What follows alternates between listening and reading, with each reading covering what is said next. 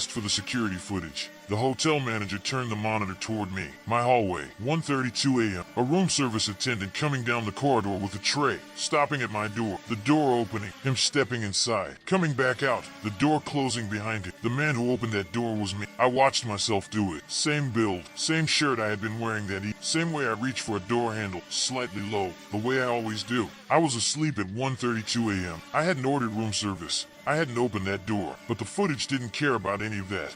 It was a 3-night work trip, the kind that gets added to your calendar 2 days before and leaves no room to think about it. A conference, 2 client meetings, a dinner I hadn't wanted to attend. I packed in 20 minutes the night before, forgot my phone charger and had to buy a new one at the airport. The hotel was in the business district, mid-range, the kind of place that exists in every city in a slightly different configuration but always feels the same carpet pattern in corridors, same abstract print above the bed, same laminated card on the desk explaining the Wi-Fi password. I'd stayed in a dozen places like it over the years. They stopped registering as individual places a long time ago. They were just a space between work and sleep. My room was on the 7th floor, 714. The window faced the back of another building, which suited me fine, less light in the mornings. The bed was good. That mattered more than anything else. The first day was full. Meetings from 9 until 6. Then the dinner that ran later than it should have. I got back to the room just after 11. Tired in the specific way that comes from too much talking rather than too much movement. My feet were fine. My head was heavy. I sat on the bed for a while with the television, not watching it, just the noise. The room was too quiet without it. That specific hotel silence that sits differently from home silence.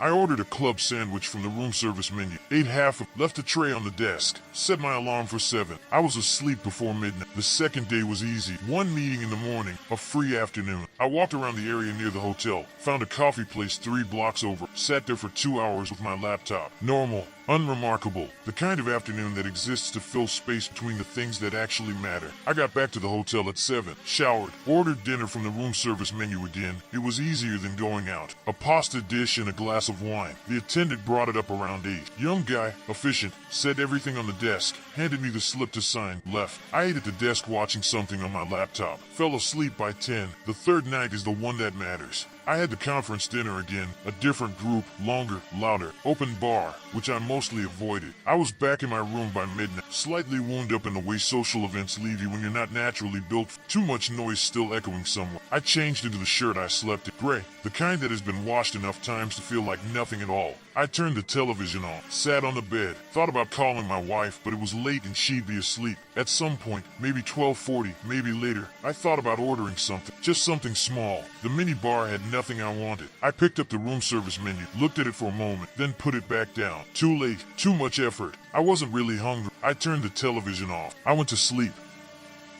I woke up at 2:17 a.m., not from a sound, not from a dream, just awake, the way you sometimes are in unfamiliar rooms, your body not fully convinced the place is safe enough to stay in. The room was dark, the curtain let in a thin line of light from outside, the ambient glow of the city, orange and diffuse, enough to see the shapes of things. The desk, the chair, the television, the desk, there was something on it. I lay still for a moment. Looking, the shape was wrong. The desk had been clear when I fell asleep. I remembered clearing the previous night's tray, stacking the folders from the conference, leaving the surface empty. But there was something there now. A covered tray, the kind with the silver dome that keeps food warm. I sat up slowly. I turned the bedside lamp on. Room service tray, silver dome, a folded napkin to the side, a glass of water with a lemon wedge. All of it arranged the way they always arrange it. I sat on the edge of the bed and looked at it for a long time. I had not ordered any. I got up and checked the door. Locked. The security bar engaged. The kind you flip yourself from the inside. I always engage it before I sleep. It was in place. No one could have come in from the outside without me disengaging it first.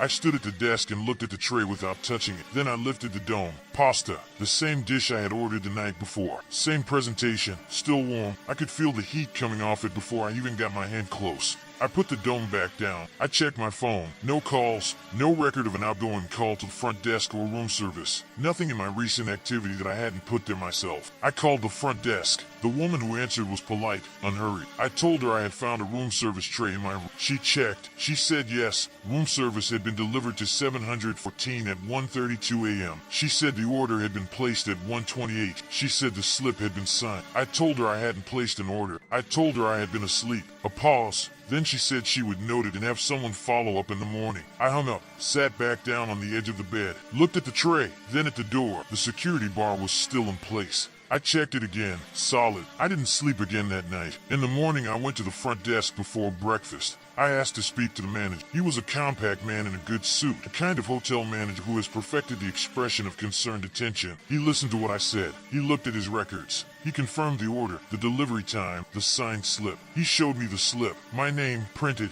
and below it, a signature. I looked at the signature for a long time. It was mine, the specific lean of my letters. The way I write the first letter of my last name slightly larger than it should be. I had been signing my name the same way for 20 years. I told him I hadn't signed it. He suggested, gently, that I might have been half asleep. That it happened more often than people realize. Guests ordering or receiving things in a drowsy state without full memory. He said it with the practiced neutrality of someone who has offered this explanation before. I asked to see the security footage. He hesitated. Then he led me to a small office behind the reception desk. A monitor. He pulled up the corridor camera for the 7th floor, 1:32 a.m. The corridor was empty. Then the elevator opened. A room service attendant came out with a tray. He walked to 714. He knocked. The door opened from the inside. He went in. 30 seconds. He came back up without the tray. The door closed. The manager paused the footage on the moment the door was open. The person in the doorway was visible, just for a second, standing back from the frame, partially in shadow. But enough. Same build as me. Same gray shirt I had been sleeping. Same way of standing. Weight slightly on the left foot. The way I always stand when I'm tired. The manager looked at me,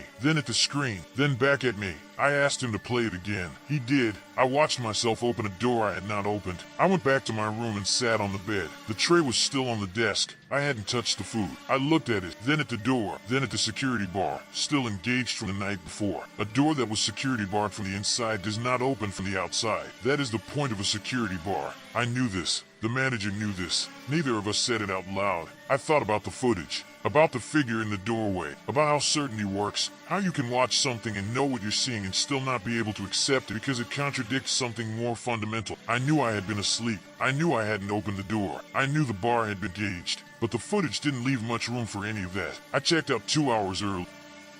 I didn't tell my wife about the footage. I told her the trip was fine, uneventful. The conference was good. I came home, put my bag down, sat at my own kitchen table and felt the specific relief of being somewhere that made sense. It faded slowly, the relief. Over the following days, I found myself thinking about the corridor footage at odd moments. Waiting for coffee to brew, driving to work, the figure in the doorway, the gray shirt, the way it stood. I requested a copy of the footage through the hotel's formal process. They declined. Privacy policy. They couldn't release footage without a legal request. I called twice. Same answer. 3 weeks later, I was on another work trip. Different city, different hotel. I unpacked, checked the room, engaged the security bar before I did anything else. I sat on the bed and looked at the desk. Empty, normal. I ordered dinner at 8. Ate it, stacked the tray by the door, fell asleep by 10:30. I woke up at 2:06 a.m. The desk was clear. The room was quiet. The security bar was in place. I lay there in the dark and waited. I don't know what I was waiting for. Some repetition, some confirmation that I wasn't making more of something than it deserved. Nothing happened.